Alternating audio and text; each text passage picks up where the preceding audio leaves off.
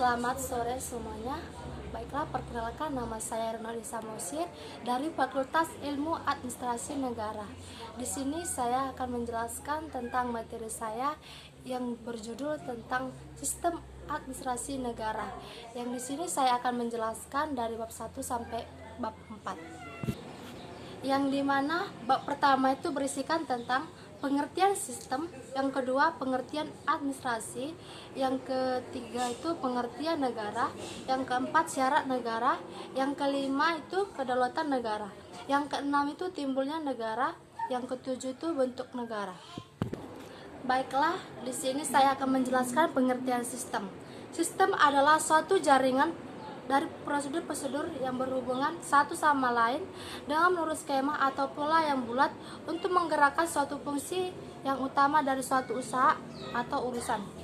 Dan juga di sini saya akan menjelaskan pengertian administrasi. Yang dimana itu pengertian administrasi merupakan suatu proses yang umum pada setiap usaha kelompok-kelompok, baik pemerintah maupun swasta, baik sipil maupun militer, baik dalam ukuran besar maupun kecil. Dan juga yang ketiga itu pengertian negara, yang dimana pengertian negara adalah suatu proses persekutuan yang sempurna dari orang-orang yang merdeka untuk memperoleh perlindungan hukum. Yang keempat, syarat negara. Yang pertama itu adanya wilayah, adanya pengakuan, adanya pemerintah, adanya rakyat. Baiklah, yang kelima itu kedaulatan negara. Adanya negara yang menganggap kedaulatannya di tangan, artinya suatu rakyat banyak benar-benar didengar keluhan dan penderitaannya. Menurut mereka inilah contoh negara demokrasi oleh rakyat dan untuk rakyat.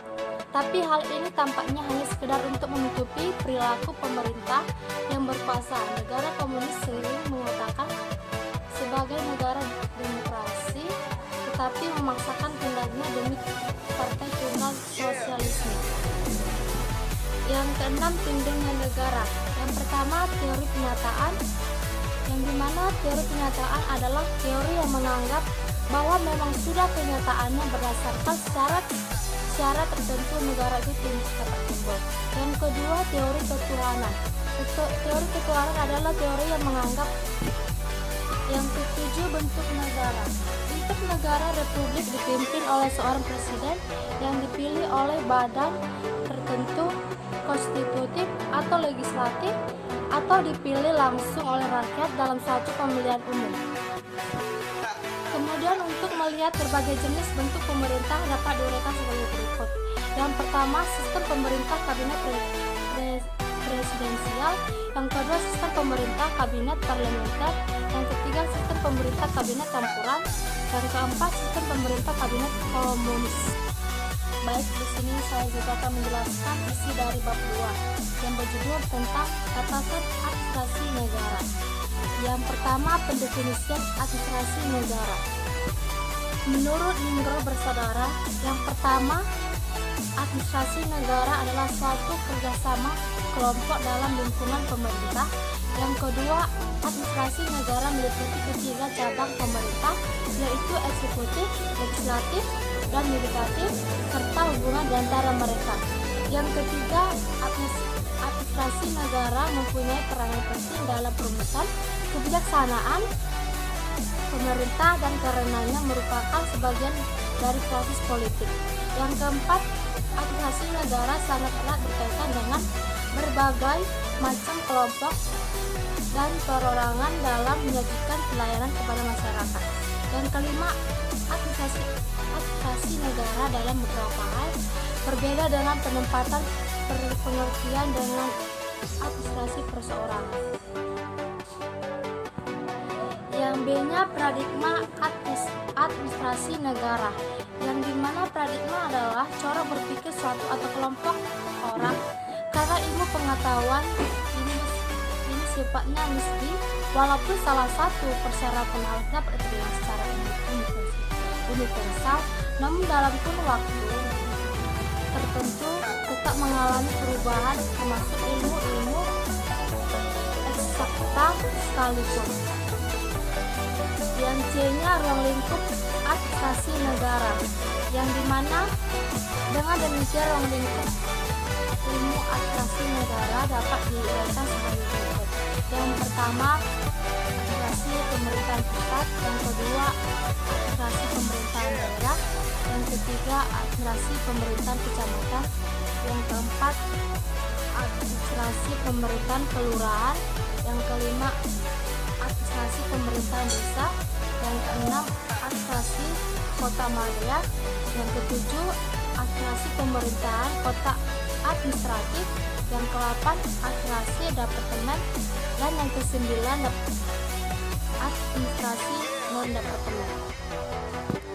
Baiklah, saya juga akan menjelaskan bab 3 yang berjudul tentang posisi administrasi negara, yang dimana ilmu-ilmu kenegaraan yang akan dilihat berhubungan dalam bab ini, yaitu yang pertama administrasi negara dengan ilmu pemerintah, yang kedua ilmu administrasi negara dan ilmu negara, yang ketiga ilmu administrasi negara dengan ilmu politik, dan yang keempat ilmu administrasi negara dengan ilmu hukum tata negara. Sedangkan ilmu-ilmu non kenegaraan yang akan dilihat berhubungan dalam uraian selanjutnya, yaitu yang pertama ilmu administrasi negara dengan ilmu filsafat, yang kedua ilmu administrasi negara dengan ilmu ekonomi, yang ketiga ilmu administrasi negara dengan sosiologi, yang ketiga itu ilmu administrasi negara dengan sosiologi, yang keempat ilmu administrasi negara dengan geografi atau ilmu bumil, yang kelima ilmu administrasi negara dengan sejarah, dan yang keenam ilmu administrasi negara dengan psikologi atau ilmu Jawa. Baiklah, yang A-nya dalam ilmu-ilmu kenegaraan. Yang pertama itu ilmu pemerintahan dan administrasi negara. Ilmu pemerintahan cenderung lebih melaksanakan antara lain yang pertama ilmu legalistik, yaitu keadaan atau aturan yang berlaku. Yang kedua pendekatan empirik, keadaan nyata di lapangan, dan yang ketiga pendekatan formalistik, yang dimana keadaan ketentuan resmi.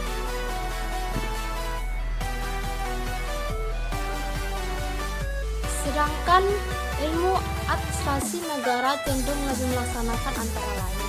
Yang pertama pendekatan ekologikal atau posisi keberadaan lingkungan. Yang kedua pendekatan organisasional atau pelembagaan dan keanggotaan. Yang ketiga pendekatan struktural atau peraturan penempatan lokasi. Yang kedua ilmu negara dan ilmu administrasi negara.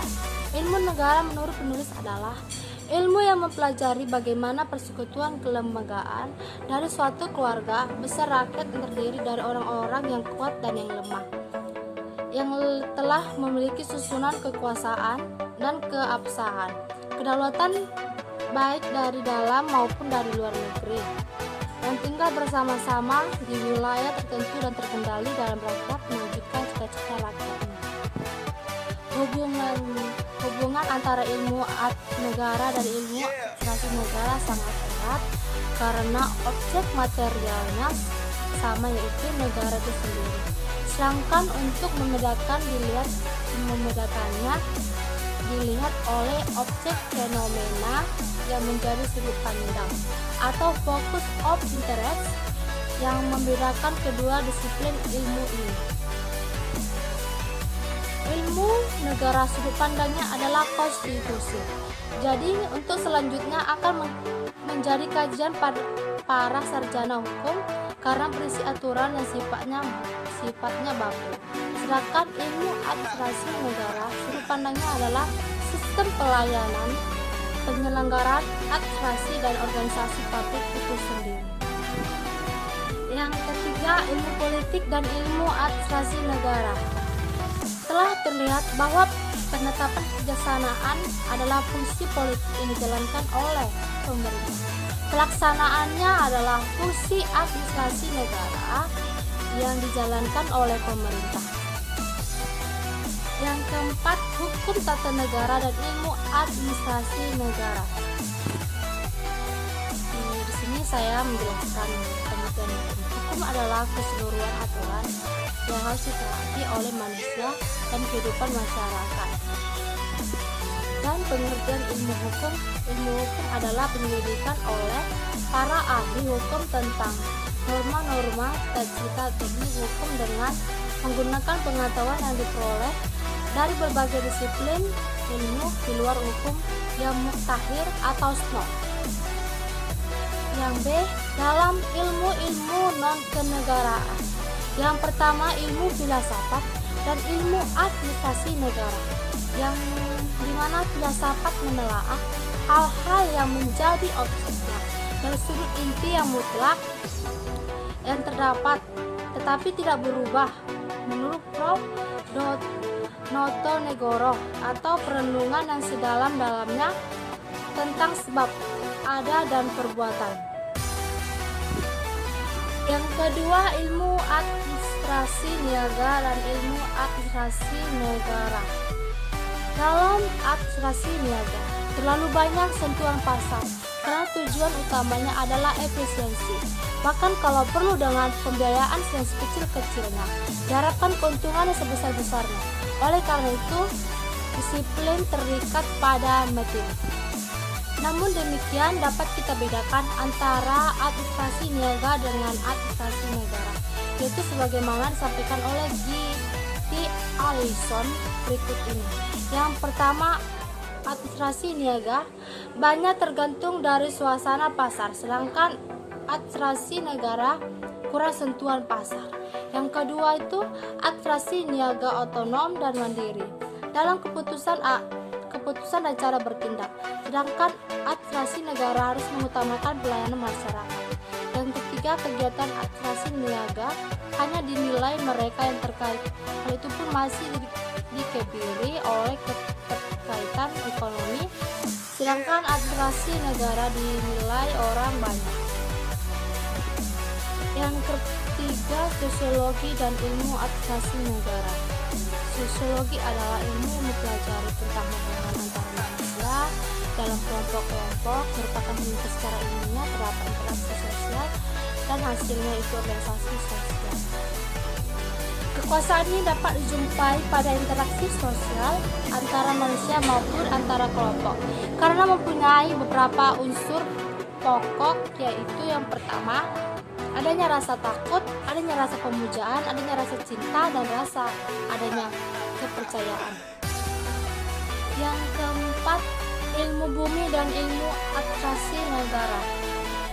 Sebagai contoh dari pengaruh-pengaruh tersebut adalah sebagai berikut. Yang pertama, negara kepulauan karena terpisah-pisah, maka untuk efisiensi kerja dalam administrasi negara sebaiknya dilaksanakan secara desentralisasi. Yang kedua, negara kontinental mudah dilaksanakan pengawasan dan relatif lebih mudah pula transportasi, maka dalam administrasi negara sebaiknya dilaksanakan secara sentralisasi. Yang ketiga, negara yang penduduknya homogen cenderung untuk melaksanakan sentralisasi, sedangkan yang penduduknya heterogen cenderung untuk melaksanakan desentralisasi. Yang kelima, sejarah dan ilmu administrasi negara. Sejarah adalah salah satu disiplin ilmu yang dipelajari secara luas oleh bangsa-bangsa dan generasi-generasi. Yang keenam, psikologi dan ilmu administrasi negara, yang dimana dengan kajian ilmu jiwa psikologi seperti ini akan membuat kemajuan administrasi negara semakin mapan karena akan dapat lebih mengetahui bagaimana motivasi seorang bawahan. Baiklah, saya juga akan menjelaskan isi dari bab 4 yang berjudul tentang pemerintah Indonesia. Pengertian Indonesia.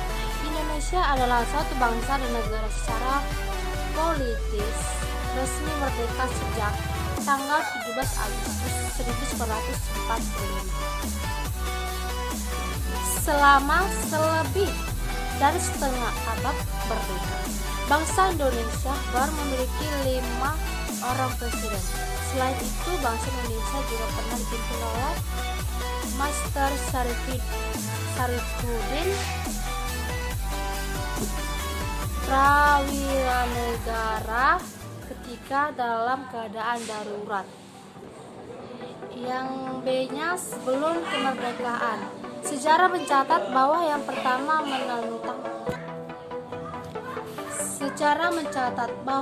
pertama menentang penjajahan dengan menggerakkan masyarakat, baik mengangkat senjata maupun jalur diplomatis, adalah Sultan Agung Hanyokrokusumo pada tahun 1591 sampai 1645. Kemenangan Revolusi Oktober di Rusia memberikan dorongan yang hebat kepada ICDF untuk menyebarkan Marxisme di Indonesia. Pada tanggal 23 Mei 1920, ICDF untuk menyebarkan Marxisme di Indonesia dengan SI cabang Semarang sebagai pusatnya. Yang C-nya proklamasi. Pada tanggal 17 Agustus 1945 jam 10 WIB, Indonesia mengumandangkan proklamasi kemerdekaan ke seluruh dunia. Sejak proklamasi kemerdekaan tersebut, sejarah bangsa Indonesia merupakan sejarah suatu bangsa yang masih muda dalam menyusun politik pemerintah. Itulah sebabnya segera keesokan harinya pada tanggal 18 Agustus 1945, Panitia Persiapan Kemerdekaan Indonesia mengadakan sidang dan berhasil menetapkan konstitusi Presiden Wakil Presiden. Yang pertama, periode 18 Agustus 1945 sampai dengan 27 Desember 1949.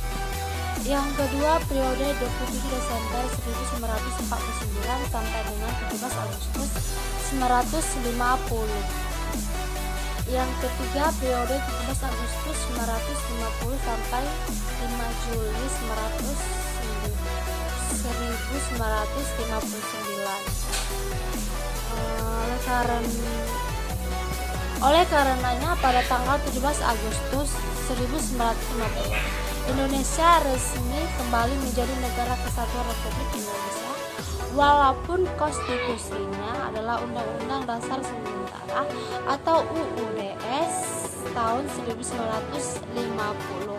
Oleh karena sistem pemerintah tetap dalam bentuk kabinet parlementer, yaitu para menteri kabinet bertanggung jawab kepada parlemen DPR dapat menjatuhkan kabinet melalui mosi tidak percaya. Dalam pasal 1 ayat 1 UUDS 1950 diuraikan bahwa negara Republik Indonesia adalah negara dalam bentuk kesatuan. Yang kelima, periode 5 Juli 1959 sampai dengan sekarang di muka telah dijelaskan. Ruyamnya keadaan menjelang dinyatakan kembali ke Undang-Undang 1945, Dekret Presiden 5 Juli 1959. Dapat diketahui bersama bahwa Undang-Undang 1945 adalah undang-undang yang berusaha menjaga persatuan di tengah-tengah kebinekaan bangsa Indonesia. Orde Baru. Sejak Indonesia sejak 10 tahun terakhir ini banyak memperlihatkan pertentangan antara idealisme dan realita. Idealisme yang menciptakan suatu pemerintah yang adil dan akan melaksanakan demokrasi sebaik-baiknya, serta kemakmuran rakyat yang sebesar-besarnya. Yang ini Orde Baru, yang dimana meningkatnya suhu politik menjelang akhir tahun 1965 dikaitkan dengan siapa pengganti Presiden Soekarno kalau yang bersangkutan wafat, karena sejak tahun 1955 tidak pernah lagi diadakan pemilihan umum dan wakil presiden secara resmi tidak akan lagi sejak Hatta mengundurkan diri walaupun ada Perdana Menteri. Pemerintahan Orde Baru memang memanfaatkan preman untuk sebagai strategi untuk melakukan porak-poranda. Pada akhir riwayatnya terkenal dengan teori layang-layang putus. Artinya sewaktu kita menjadi anak-anak kita berebut layang-layang, dan daripada tidak mendapatkan sama sekali kita merobek-robeknya. Begitulah dengan pemerintah bila tidak lagi berkuasa dan ada kemungkinan diuji, bahkan diadili, maka sebaiknya negara yang dulu diperintah akan ini dihancurkan. Namun mau tidak mau, suka tidak suka, sejarah terus berjalan dan reformasi pun diambang pintu. Yang F, Orde Reformasi.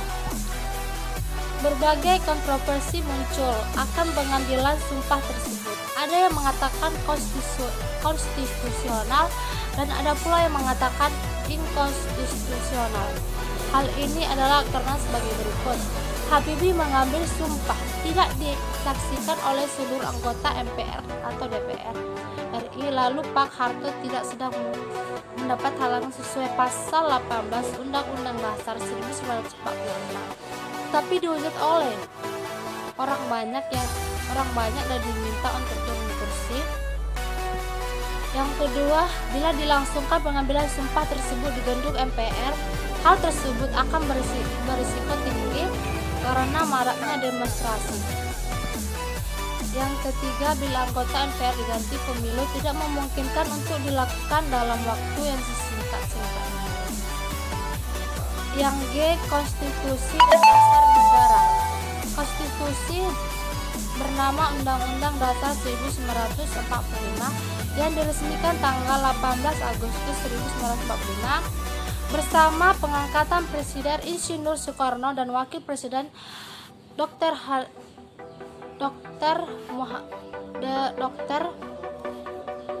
Muhammad Hatta. Dalam pembukaan konstitusi tersebut dicantumkan dasar negara yang diberi nama Pancasila dan 3 butir tujuan negara.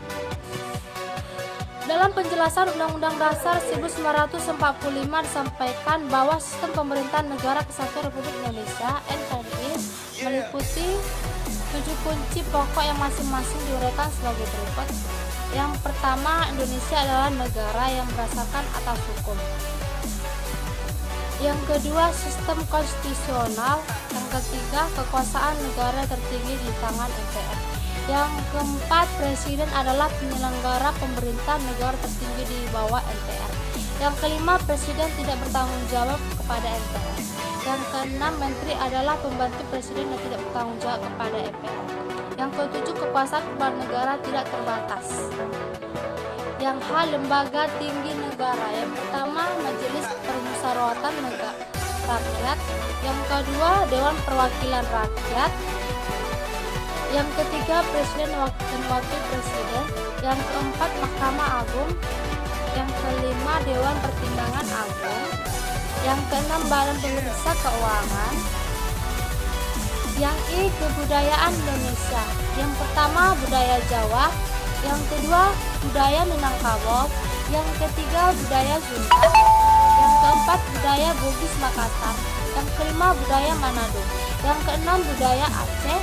Yang ketujuh, budaya Papua. Yang ke-8, budaya Batak. Yang ke-9, budaya Bali. Yang K-nya, krisis dan patologi pemerintah. Ada beberapa krisis yang sedang terjadi di Indonesia dan penanggulangannya sangat sulit, yaitu sebagai berikut. Yang pertama, berbagai hasil penelitian yang berlevelkan di dunia internasional. Indonesia secara memprihatinkan menempati urutan korupsi nomor atau di dunia. Yang kedua, bila berbagai negara dunia ini mengirimkan para pakar ke luar negeri. Yang ketiga, bila negara sedang memproklamirkan hak asasi manusia dan demokratisasi. Kekuatan politik yang pertama Nahdlatul Ulama, yang kedua Muhammadiyah, yang ketiga Tarbiyah Islamiyah, yang keempat mahasiswa, yang kelima wartawan, yang keenam pengusaha. Yang M-nya partai politik. Partai politik merupakan organisasi dari aktivitas politik yang berusaha untuk menguasai pemerintah dengan merebut dukungan rakyat atas dasar persaingan dengan suatu golongan atau golongan-golongan lain yang mempunyai pandangan berbeda. Pemilihan umum. Yang pertama, sistem distrik.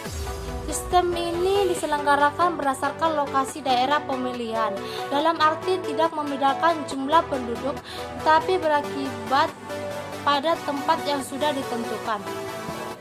Sistem proporsional. Sistem ini berakibat pada jumlah penduduk yang akan menjadi peserta pemilihan. Misalnya setiap 4.000 jiwa penduduk, pemilihan satu wakil suara berimbang. Yang dipilih adalah kelompok yang diajukan kontestan pemilu, yaitu para partai politik. Baiklah, sekian dari penjelasan saya dari awal hingga sampai akhir. Lebih dan kurangnya saya mohon maaf. Saya ucapkan selamat sore.